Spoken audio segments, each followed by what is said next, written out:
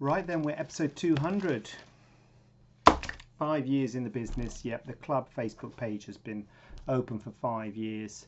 And this is episode 200 of the club podcast, the 612 podcast.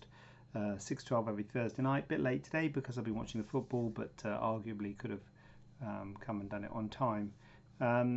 So message today is to look at trying to find out the things that you didn't know in your private practice.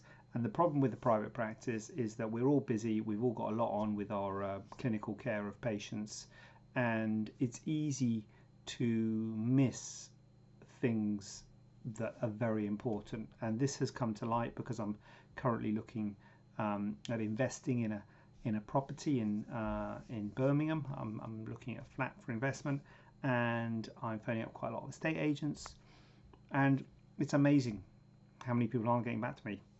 I'm struggling to get viewings. A couple of companies, big companies, lots of properties on their books. I'm phoning. I'm getting an answer phone.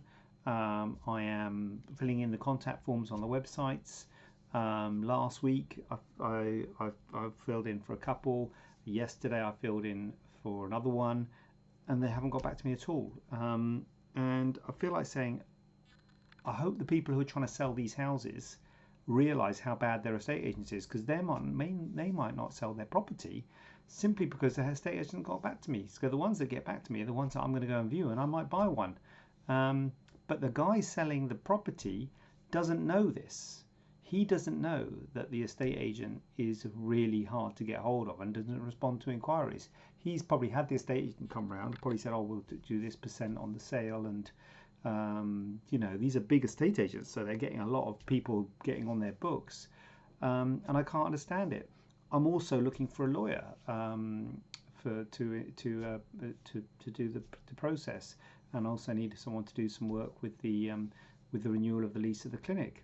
And again, I'm phoning up numbers. I'm getting these are big law companies, big law firms, which are national law firms, and I'm phoning up the number, the main switchboard number, and I'm getting no answer. Literally no answer for one of them. Like, didn't even get picked up, and the other one got round the reeking. Oh, you have to. Oh, I'll put you into new inquiries. Oh, and then you tell him what you want, and then you have to speak to someone else. Oh, I'll put you through.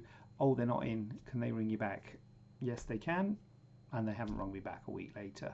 I've had a couple of people who have been personally recommended, and I've got their number, and I'm phoning them, and either there's no answer phone message or there is an answer phone message. And to be fair, one did phone me back today, but I left the message on Monday, and it's Thursday today. So it's really, really bad out there. The quality of the way that these inquiries are being dealt with is very poor in the estate agent and in the law arena. And what the question to you is, what's it like in your practice? Do you even realise how effective you are at handling inquiries, and how they are dealt with, not only in physically what happens, how are your calls answered, and when are they answered, and when are they followed up upon, but also what is said on that call, how are things phrased, how are common objections handled, like, oh, that's expensive, or what is a reason that people should come and see you. These are all vital things to know about your private practice, but you probably don't know how things are dealt with. And I'm constantly looking at things on my website. And we've had only a couple of weeks ago we had a broken link on the website, which is bad enough, but actually it was a link that we were sending paid traffic to. I mean, how bad is that? Paying for traffic to a broken link. But we realised, because the patient told us, and then clinic manager found it, and oh my god! But you've got to be. There are ways you can find these things. You can find that you go on analytics and what have you. You can find things like broken links, but that's a bit nuanced. Things like broken links. What I'm talking about is how inquiries are being handled. how easy it is, first of all, to make an inquiry once they land on your website or see your Facebook profile or whatever. Is there an easy way, an easy button or an easy thing that they can enter into your ecosystem, and how effectively is that dealt with, in both in terms of timings and the quality of the response with the email and phone. Do you know these things? And if you don't know these things, well, you should know these things, because this is going to affect the quality of your business much more than anything you do clinically. I can tell you that now. You can maybe design a new way of putting a stitch in, or a new post-op garment or something or other, some physio thing. That is not going to have as big an effect on your business as dealing with this. And I know it's not as nice, and I know you're not going to probably go to a meeting and read a book, read a journal about this sort of thing, but you need to really look at it and try and understand those things that you currently don't know. You need to look at the things that you didn't know that you didn't know. You probably didn't know how bad inquiries are being dealt with. I'm assuming they are, to be fair, because they probably are. Just like these estate agents and these lawyers probably don't know. They're probably having board meetings saying, how can we increase revenue? Oh, we've got to look at the staffing, and oh, look at this.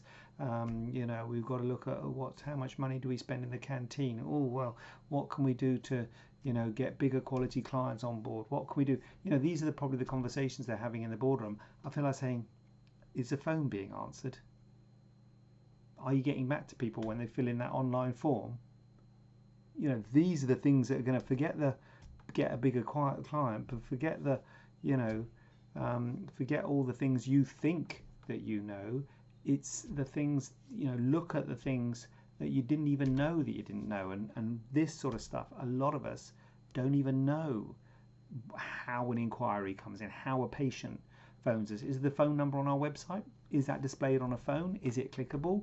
Don't know.